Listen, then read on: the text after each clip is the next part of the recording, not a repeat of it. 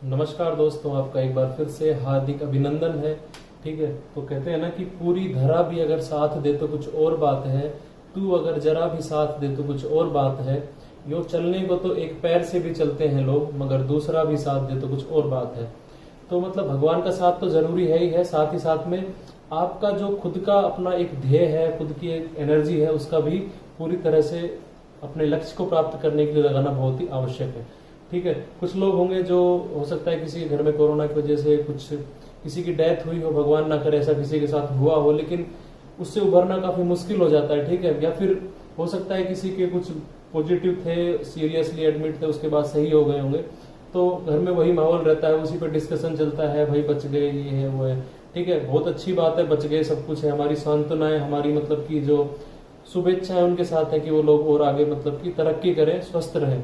लेकिन इन सब से सिलेक्शन आपके कैरियर का कोई रिलेशन नहीं है। एक बार यदि बच गए हैं कोरोना से, बहुत मतलब कि भगवान के शुक्रगुजार मानिए, भगवान का एक तरह से आपको जीवन दिया है, जो क्रिटिकल फेज से बाहर निकले हैं। लेकिन अब आप तैयारी करिए, ठीक है, क्योंकि काफी टाइम हो चुका है। यदि आप रिकवर हो गए तो तैयारी स्टार्ट कर दीजिए। देखो, आपके पास जो एटीसी की तैयारी कर रहे हो, इसको आप एसआईपी आपने पढ़ा होगा ना, एसआईपी एक होता है आजकल चल रहा है, कितने की एसआईपी करा लो बैंक के अंदर। एसआईपी मतलब सिस्टमेटिक इन्वेस्टमेंट प्लान। ठीक है, तो इसका मतलब क्या है कि आप धीरे धीरे, जैसे बोलते हैं ना, 2-2 हजार रुपए में, जैसे मैं हूँ 4-5 हजार रुपए पर मंथ कटवाता हूँ किसी एसआईपी में। ठीक है, उससे क्या होगा कि हर महीने वो जुड़ता रहेगा, फिर साल के बाद में वो काफी अमाउंट हो जाएगा, प्लस जो एवरेज जो मार्केट का रिटर्न होगा मुझे मिल जाएगा, उस पर एवरेज रिटर्न मेरे को मिल जाएगा। ठीक है, लेकिन इसी तरह से मतलब कि ये जो मैं पढ़ा रहा हूँ अभी आपको, डेली आधा घंटा मैं पढ़ाता हूँ। ठीक है, आप आधा घंटा खुद से पढ़ लीजिए, डेली आप 1 आवर दीजिए एटीसी की प्रिपरेशन को। ठीक है, ये फिजिक्स वगैरह को। ठीक है, उसके बाद में बाकी बहुत टाइम बच गया आपके पास। आपका कोई भी जो वर्तमान में एग्जाम है 2-3 महीने के अंदर, ठीक है, आपके एग्जाम कौन से हो सकते हैं, एटीसी का तो अभी नोटिफिकेशन नहीं आया, इसमें तो टाइम लगेगा भी, है ना।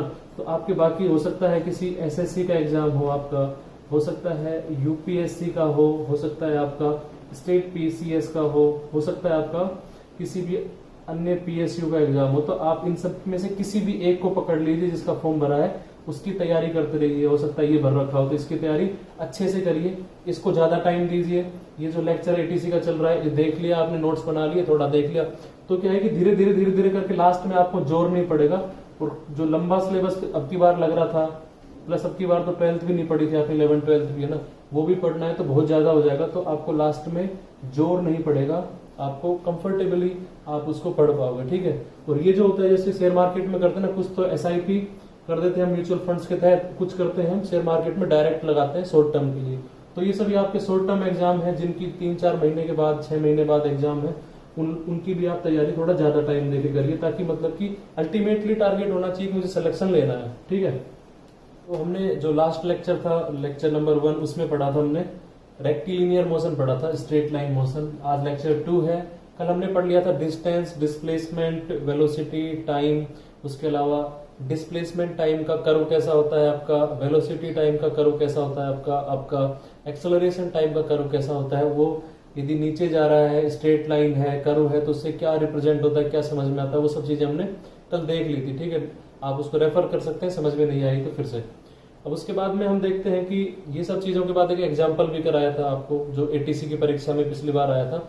आपने मतलब कि वो देखा होगा कि बहुत ही आसान सवाल था, एकदम हलवा था, जो 3 फॉर्मूले लिखवाए थे, एक्सेलरेशन, टाइम, स्पीड और डिस्टेंस वगैरह के जो रिलेटेड थे, उस पर वो बेस्ड था सीधा सीधा। ठीक है, ग्राफ से आपको निकालना था वो। अब हम देखते हैं कि इसके अंदर और क्या क्या चीजें बच गई है। देखो, एक इसके अंदर बचता है आपका, एक बचता है फ्री फॉल कंडीशन बचती है। ठीक है,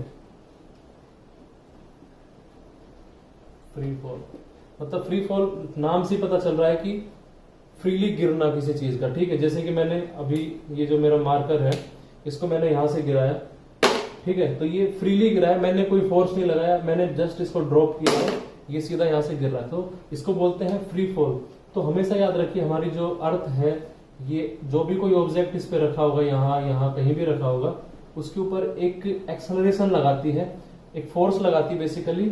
उस फोर्स जब कहीं फोर्स होगा तो एक एक्सेलरेशन भी आ जाता है, वो होता है हमारा जी के बराबर, उसकी वैल्यू होती है 9.8 मीटर पर सेकेंड स्क्वायर। इसको नॉर्मली हम कितना लेके चलते हैं, लगभग 10 के बराबर मान लेते हैं, ताकि सवाल हमारे आराम से कट पिट जाए। ठीक है, ये समझ गए आप। ठीक है, तो अब कोई भी बॉडी है, मान के चलो कि यहां से ये एक बिल्डिंग है, ये एक बिल्डिंग है। ठीक है, यहां से हमने क्या किया, एक आदमी खड़ा है यहाँ पे, इसने अपने हाथ से एक बॉल ड्रॉप कर दी। ठीक है, ये बॉल आई यहां से गिरी। ठीक है, उसके बाद में जमीन पे गिर जाएगी। ठीक है, जब ये यहां से चली होगी उस टाइम पे इसकी जो इनिशियल स्पीड होगी वो कितनी होगी, इनिशियल वेलोसिटी 0। यहाँ पे आई होगी तो इसकी कुछ होगी v के बराबर। ठीक है, पूरे टाइम पे एक्सेलरेशन जो होगा इसका g होगा, क्योंकि 0 से खुद आदमी धक्का देके छोड़ता तो कुछ एक्सेलरेशन एडिशनल होता, लेकिन उसने फ्रीली छोड़ा है, तो मतलब एक्सेलरेशन नीचे की तरफ होगा। हमेशा पृथ्वी नीचे की तरफ ही लगाती है, कितना लगाती है, g। तो कई जगह इसको -9.8 में लिखते हैं, -10, क्योंकि नीचे है, इसी वजह से इसको माइनस में लिखते हैं। ठीक है, ये समझ में आ गया आपको। अब देखिए कि जो ग्रेविटेशनल एक्सेलरेशन आपका है, ये क्या है, इसकी वैल्यू फिक्स है ना। आप मतलब कि इधर से बिल्डिंग से ऊपर से गिरा रहे हो, चाहे आप पेड़ के ऊपर से गिरा रहे हो, हमेशा उसकी वैल्यू रहेगी 9.8। मतलब कि ये क्या होगी, जी की वैल्यू क्या है आपकी, कांस्टेंट रहती है पूरे टाइम आपकी जब नीचे गिरता है। वैसे देखा जाए तो जो जी है इसकी वैल्यू, हम पृथ्वी की हाइट से बहुत ऊपर चले जाएंगे तो ग्रेविटेशनल एक्सेलरेशन कम हो जाता है, लेकिन हमारी बिल्डिंग्स वगैरह की हाइट तो लगभग लिमिटेड है, तो हम इसमें जी को कांस्टेंट मान के चलेंगे। आपके सारे सवाल जी की वैल्यू कांस्टेंट मान के ही होंगे। ठीक है, ये आपने समझ लिया अभी, है ना। अब इसमें देखते हैं कि किस तरह से वेलोसिटी चेंज होती है, किस तरह से आपका डिस्टेंस जो होती है वो चेंज होगी। तो यदि मेरा g है, यहाँ पे इनिशियल वेलोसिटी u थी, तो मैं लिख सकता हूं ना, यहाँ से मुझे पता है कि v बराबर होता है u प्लस at, ये फॉर्मूला पता है मुझे। ठीक है, अब मान के चलो कि हमने जब घड़ी के अंदर टाइम था 10:0 उस पे इसको ड्रॉप किया और नीचे ये पहुंचा है 0 मिनट और 0 सेकेंड, उस पे इसको नीचे ड्रॉप किया है। नीचे जब पहुंचा उस टाइम पे था 10:0 और 05 सेकेंड। इस टाइम पे वो टकरा गया है यहाँ पे ग्राउंड से, जो हमारी बॉल थी वो। ठीक है, इसका मतलब क्या था कि जब यहाँ पे इसकी v निकालेंगे तो कितनी आएगी, v इज इक्वल टू आ जाएगी, शुरू में थी 0 प्लस एक्सेलरेशन कितना है, 9 पॉइंट कितना है, माइनस लिख देंगे, -9.8 इंटू टी कितना है आपका 5 सेकेंड। ठीक है, 5 सेकेंड है टी। अब उसके बाद हम देखते हैं कि ये जो माइनस का साइन आपको रिप्रेजेंट कर रहा है कि आपकी वेलोसिटी की डायरेक्शन कहाँ होगी, नीचे, क्योंकि बॉल ऐसी ही तो गिरेगी, वेलोसिटी बॉल ऐसे आएगी तो माइनस होगी, मतलब नेगेटिव वाई एक्सिस में होगी। ठीक है, तो यहाँ से आपकी वेलोसिटी निकल जाएगी, आप निकाल सकते हैं इसको। 10 मैंने बोला था, मोटा मोटा 10 मान लेंगे। ठीक है, तो कितनी आ जाएगी, -50 मीटर पर सेकेंड आपकी वेलोसिटी आ जाएगी जब ये ग्राउंड से टकराएगा उस टाइम। ये कहाँ की है, जब ये ग्राउंड से टकराएगा उस टाइम की। कोई पूछ दे कि बताओ इसकी जो वेलोसिटी होगी एट टाइम 1:00:03 पे बताओ कितनी होगी, यहाँ पे बीच में कहीं रहेगा, बताओ 3 सेकंड के ऊपर वेलोसिटी कितनी रहेगी, तो निकाल देंगे आराम से। v बराबर 0 था पहले, -10 इंटू टाइम 3, मतलब कितनी आ जाएगी, -30 मीटर पर सेकेंड। बहुत ही आसान है। ठीक है, कोई दिक्कत नहीं है। इसी तरह से कोई पूछ ले कि बताओ यदि यहां से यहां तक पहुंचने में इसको 5 सेकंड लगते हैं, इसकी वेलोसिटी टकराने की दे रखी है आपको, तो आपसे पूछ ले बताओ यहां से यहां तक की बिल्डिंग की हाइट कितनी होगी, तो ये आप होमवर्क में मेरे को बताओगे कि हाइट कितनी होगी इस बिल्डिंग की। ठीक है, यहां से यहां तक की हाइट कितनी होगी, यदि आपको दिया हुआ है कि टोटल यहां से यहां तक गिरने में इसको 5 सेकंड लगते हैं, और जब वेलोसिटी जिससे ये टकरा रहा है वो वेलोसिटी आपको दे रखी है 50 मीटर पर सेकंड। ठीक है, तो उससे आपको बताना है कि इसका टाइम कितना लगेगा, और ये -50 लेके चल रहा है। ठीक है, तो नीचे की तरफ, तो आपको बताना है कि इसकी जो हाइट होगी इस बिल्डिंग की कितनी होगी, ये आपको बताना है। बहुत ही आसान है। अब देखो इसमें एक चीज और देखते हैं, थोड़ा सा ग्राफ देख लेते हैं ना। अब यदि मैं देखो डिस्टेंस का ग्राफ बनाऊं, ये था मेरा s और t का ग्राफ। उसके बाद मैं बनाता हूं मेरा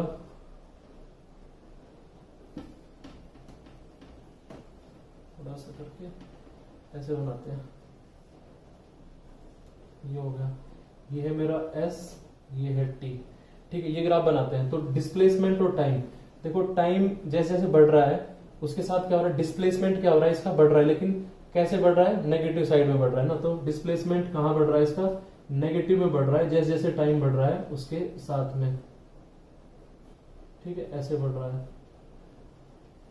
ठीक, अब इसके अंदर हम क्या देखेंगे कि ये जो है यहाँ पे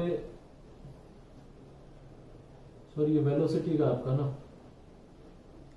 देखते हैं कि जो कर्व बनेंगे वो किस तरह से बनेंगे। ठीक है, तो सबसे पहले हम देखते हैं हमारी जो ये टाइम है, ठीक है, ये हमारी वेलोसिटी, वेलोसिटी और टाइम का कर्व देखते हैं। तो एक चीज मैंने आपको बताई थी, जब आपका एक्सेलरेशन कांस्टेंट होता है उस केस में वीटी का जो कर्व होता है वो कैसा रहता है, स्ट्रेट लाइन रहेगा। ठीक है, तो शुरुआत में स्पीड कितनी थी, 0, उसके बाद में स्पीड, इसकी जो वेलोसिटी है वो नेगेटिव की तरफ बढ़ रही है।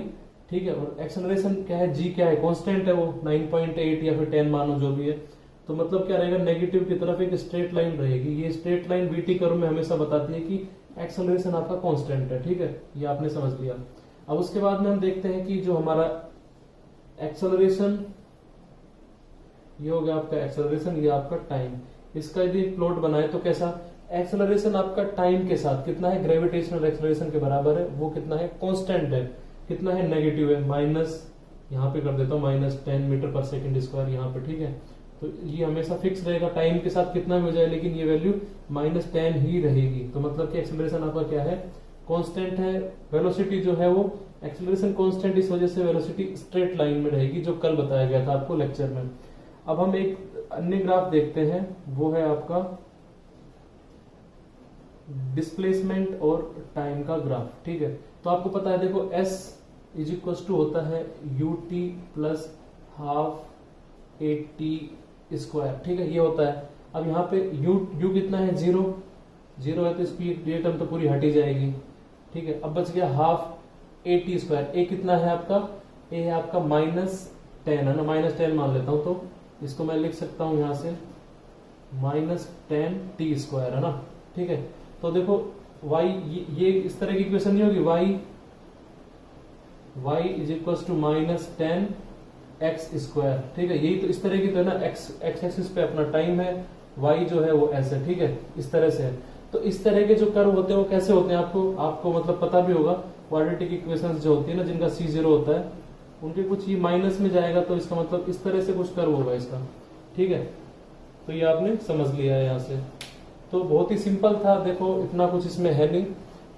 आपसे हो सकता है अगली बार भी पूछ ले पेपर के अंदर, बताओ एक ऑब्जेक्ट था, यहाँ से ड्रॉप किया है, बताओ टाइम 5 सेकंड पे कितनी होगी, या जमीन से टकराएगा उस टाइम कितनी होगी, यदि बिल्डिंग की हाइट कितनी है। इस तरह के सवाल आपसे पूछे जा सकते हैं, आपको तैयार रहना है। ठीक है, तो अभी हम देखते हैं नेक्स्ट आपका रिलेटिव वेलोसिटी। रिलेटिव वेलोसिटी आपने 11th-12th में पढ़ा होगा। कुछ लोगों को क्या है कि इन चीजों में रिलेटिव कभी बात करते हैं तो पूरे जीवन भर उनको कंफ्यूजन रहता है कि यार ये क्या है, इसके रिलेटिव में इसको माइनस करूं, इसको प्लस करूं। देखो कुछ भी नहीं करना है, सिंपल सी चीज देखो ना, रिलेटिव वेलोसिटी मतलब कि दो चीजें इन्वॉल्व होंगी पक्का, तभी उनके बीच में रिलेटिव होगा। ठीक है, सबसे पहली चीज तो इसमें क्या होंगी, दो चीजें होंगी। ठीक है, दो चीजें होंगी जिनके बीच की रिलेटिव वेलोसिटी निकाली जाएगी। जैसे कि मान लो एक आदमी ये है, ठीक है, एक आदमी ये है और एक आदमी है वो ये है। ठीक है, मोटे पतले थोड़े से बन गए, इसका मुंह मोटा बन गया है, तो देख लेना कौन सा मतलब क्या खाता है वो तुम ही देख लेना। अब इसके बाद है ए और ये बी। मान के चलो कि ये जो बंदा है ये रुका हुआ है और ये जो है इसकी तरफ जा रहा है, एक वेलोसिटी इसकी है VA। ठीक है, इसकी तरफ जा रहा है, ये बंदा क्या है, रेस्ट पे है अभी। ठीक है, आपको बोल दिया है कि निकालो, क्या निकालना है,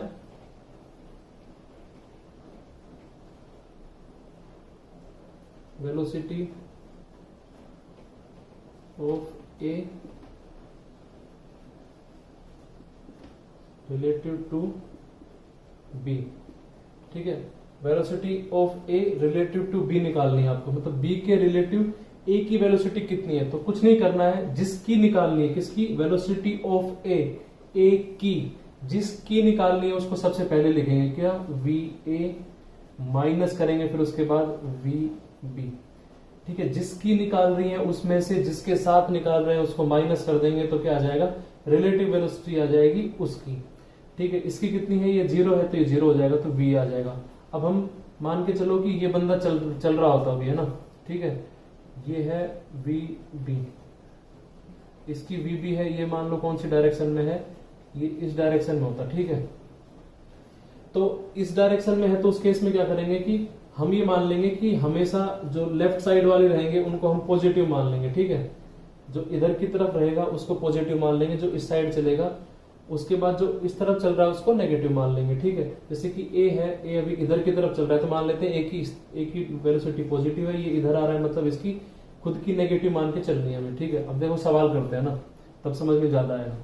एक आदमी ये है ए, एक आदमी ये है बी, ठीक है, कोई दिक्कत नहीं है भैया।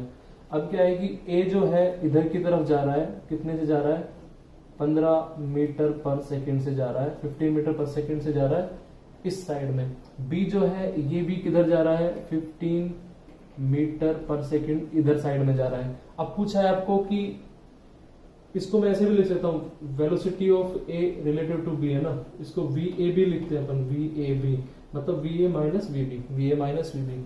तो आपसे पूछा है बताओ वी ए बी कितनी होगी, तो वी ए बी कितनी हो जाएगी, वी ए कितनी है 15 प्लस डायरेक्शन में, माइनस बी की कितनी है 15 और कैसा साइन रहेगा, प्लस रहेगा, ठीक है। तो कितनी आ जाएगी टोटल, 0 आ जाएगी इनकी रिलेटिव। अब कोई पूछ ले कि आप बताओ वी बी ए बताओ, मतलब कि velocity of B relative to A, मतलब कि बी जो रहेगा उसकी निकालनी है ए के रिस्पेक्ट में।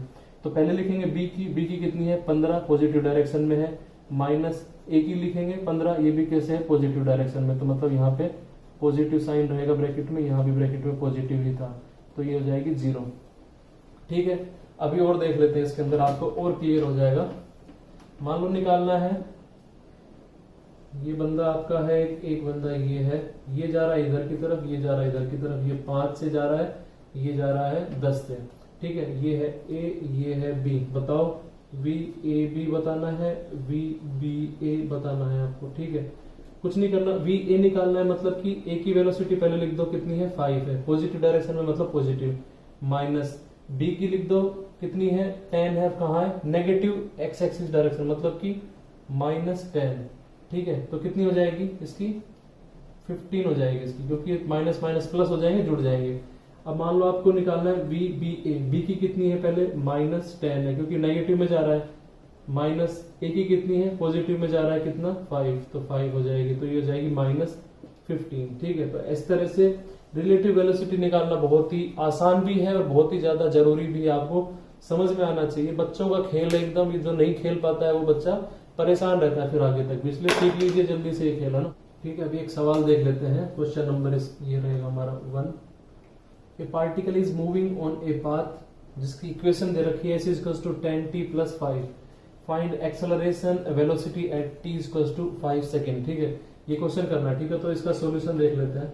मैंने आपको बताया था आपकी वेलोसिटी होती है वो हमेशा क्या होती है ds/dt होती है, मतलब डिस्प्लेसमेंट का टाइम के साथ में डिफरेंशिएशन कर दोगे तो आपकी वेलोसिटी की इक्वेशन आ जाएगी। तो यहाँ से निकाल लेते हैं हम, कितना हो जाएगा, इसका डिफरेंशिएशन करेंगे तो डिफरेंशिएशन बहुत ही आसान है, नहीं आता है तो नेट पे एक बार सर्च करना बेसिक डिफरेंशिएशन, तो आपको पता चल जाएगा उसके फॉर्मूले वगैरह सब कुछ, ठीक है। तो ये क्या हो जाएगा 10 + 0, ठीक है।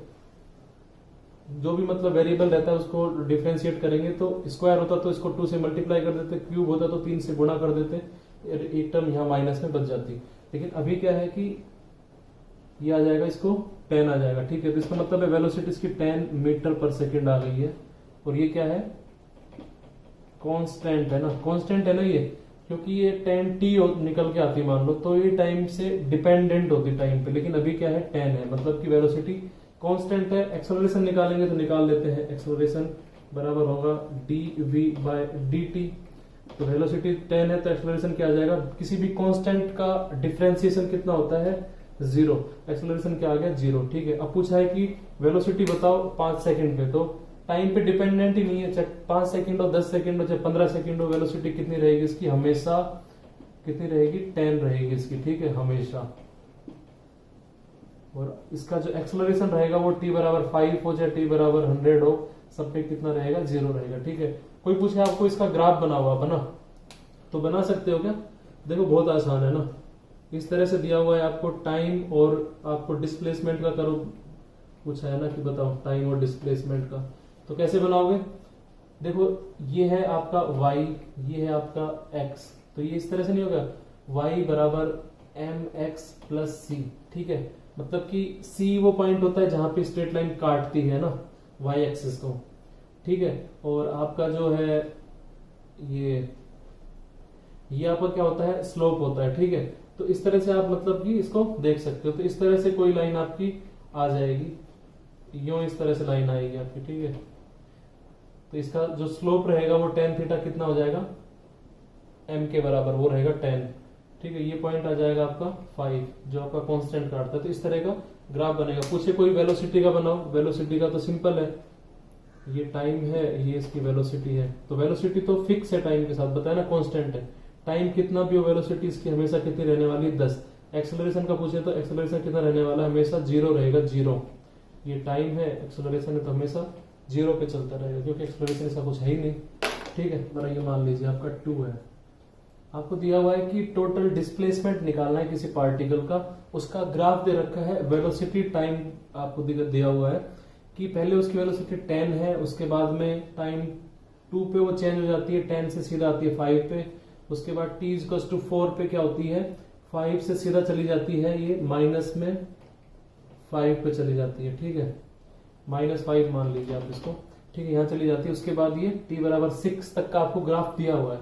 अब पूछा है कि बताइए कि पार्टिकल का displacement eight, total displacement eight t बराबर 6, t बराबर 6 सेकेंड तक का टोटल डिस्प्लेसमेंट आपको बताना है। तो कैसे निकालना है इसके अंदर, देखिए सबसे पहले क्या करना है कि आपको देखो सीधा सीधा है ना, कोई आपको बोले कि आप यहां से, ये है आपका मुंबई, यहां से आप कहाँ गए हो, लोनावला गए हो, ठीक है। उसके बाद में कोई बोलता है कि मैं बाइक में सबसे पहले गया था, कितने की, 100 की स्पीड से गया था, कितना, 100 की स्पीड से मैं गया था, 100 किलोमीटर पर आवर की स्पीड से गया था मैं आधे घंटे के लिए, हाफ आवर के लिए, किलोमीटर पर आवर। उसके बाद बोलता है बंदा कि मैं उसके बाद था कितने की स्पीड पे, 60 किलोमीटर पर आवर की स्पीड से गया था, कितनी देर के लिए गया था मैं, 1/4 आवर्स के लिए, ठीक है। इतना इस हिसाब से बंदा गया है, ठीक है। तो कोई पूछे कि बताओ टोटल डिस्टेंस कितनी है लोनावला की, तो आप निकाल दोगे, कैसे निकालोगे, 100 से गया है बंदा, कितना गया है, हाफ आवर, तो टोटल कितनी डिस्टेंस इसने ट्रेवल करी होगी, लगभग क्या फिक्स, मतलब कि 100 डिस्टेंस निकालनी है आपको, ठीक है। तो स्पीड इंटू टाइम करेंगे, मतलब आपकी जो वेलोसिटी इंटू टाइम करेंगे तो डिस्प्लेसमेंट, मतलब वेलोसिटी इंटू टाइम बराबर क्या आएगा, आपका डिस्प्लेसमेंट आ जाएगा। तो यहाँ पे डिस्प्लेसमेंट इसका कितना आ जाएगा, 100 इंटू 1/2, ये तो हो गया आधी डिस्टेंस का, प्लस इसके बाद 60 से चला है 1/4 आवर्स के लिए, तो मतलब 60 इंटू 1/4, तो ये कितना आ जाएगा 15, और यहां से आ जाएगा 50, मतलब टोटल 75 किलोमीटर की डिस्टेंस है मुंबई और लोनावला के बीच में, इस बंदे की इक्वेशंस और इसके जो स्टेटमेंट है इनके हिसाब से, ठीक है। तो आपने ये सीख लिया। अब हम देखते हैं कि ये जो कर्व है इसको कैसे सोल्व करना है अभी। तो देखो यहाँ पे 10 दिया हुआ है, तो हम देख लेते हैं कि इस पार्टिकल ने 0 से लेकर के 2 सेकंड तक कितना मतलब कि डिस्टेंस ट्रेवल करा होगा, क्या कितना डिस्प्लेसमेंट होगा। तो 0 से 2 सेकंड का देखते हैं तो कितना आएगा डिस्प्लेसमेंट, बराबर आ जाएगा हमारा S1 माना, इसका नाम दे देते हैं डिस्प्लेसमेंट का S1, यहां से यहां तक का, यहाँ S2, ये वाला S3।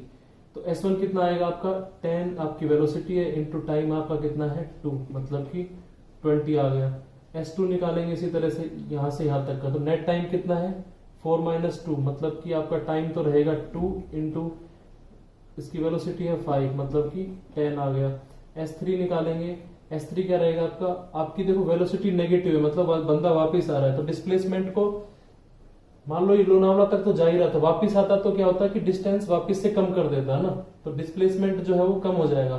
तो बेसिकली क्या होगा कि 6 से 4 के बीच में 2 सेकंड ये चला है, वेलोसिटी इसकी है नेगेटिव में -5, मतलब ये 10 किलोमीटर वापस आ गया होगा, ठीक है। तो नेट कितना चला है ये बंदा, टोटल 30 - 10, मतलब कि 20 चला है ये, ठीक है, 20 मीटर टोटल चला होगा। समझ में आया यहाँ से, मतलब कि आपको हर एक सेगमेंट का निकालना है, उसकी वेलोसिटी इंटू टाइम, इसकी वेलोसिटी इंटू टाइम, नेगेटिव में तो साइन के साथ वेलोसिटी इंटू टाइम, सबको आपने क्या कर दिया है, जोड़ दिया है, 20 10 -10 आपका 20 आ गया है। दूसरा तरीका देखो क्या है ना, दूसरा तरीका जो कि बहुत फास्ट है, यदि आपको ग्राफ दे रखा है तो आपको उसी तरीके से ही करना है, ठीक है। कुछ नहीं करना है आपको, जो भी आपका ये रहता है जो भी आपका वेलोसिटी और टाइम का जो कर्व होता है उसका जो एरिया रहता है वो आपको क्या देता है, डिस्प्लेसमेंट देता है। ठीक है,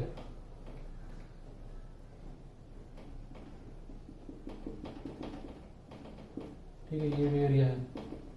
तो देखो यहां से यहां तक की एक, ये क्या बन गई, एक रेक्टेंगल बन गई। ठीक है, तो इसका एरिया कितना आ जाएगा, इसका एरिया आ जाएगा, यहां से यहां तक की डिस्टेंस कितनी है, 2 इंटू 10, 2 इंटू 10 प्लस इसका निकालो, इस वाले का कितना आएगा, 2 इंटू 5, 2 इंटू 5। ठीक है, अब नीचे वाले का साइन के साथ एरिया निकालना, नीचे वाले क्या रहेगा माइनस में, इस वाले का क्या निकलेगा, 2 इंटू यहाँ पे कितना है 5 है ना, और ये माइनस मैंने इसका यहाँ लगा दिया, तो नेट कितना आ गया, ये 20 आ जाएगा नेट। ठीक है, तो यहां से निकाल सकते। इसका मतलब क्या है कि एरिया जो होता है आपका, area under we T curve, मतलब वेलोसिटी टाइम कर्व जो होता है उसका जो एरिया होता है वो आपको ऑलवेज क्या देता है, डिस्प्लेसमेंट।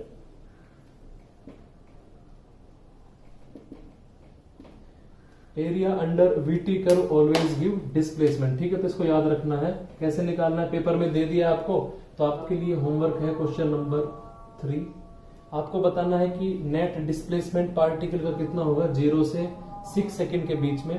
यदि पहले उसकी 100 वेलोसिटी है, उसके बाद उसकी -50 होती है, उसके बाद उसकी 50 हो जाती है। ठीक है, तो आपको बताना है कि 6 सेकंड्स के अंदर उसने कितना डिस्प्लेसमेंट हुआ है पार्टिकल का। प्लीज आप कमेंट के माध्यम से सूचित कर सकते हैं, आपके कमेंट जो रहेंगे वो वैल्यूएबल है हमारे लिए, और हम आपका इसी तरह से हेल्प करते रहेंगे, आपकी सहायता करते रहेंगे। बहुत बहुत धन्यवाद, नमस्कार, आपका दिन शुभ रहे, मजा लीजिए जिंदगी का, पढ़ाई का। ठीक है, चलते हैं, घबराना नहीं है।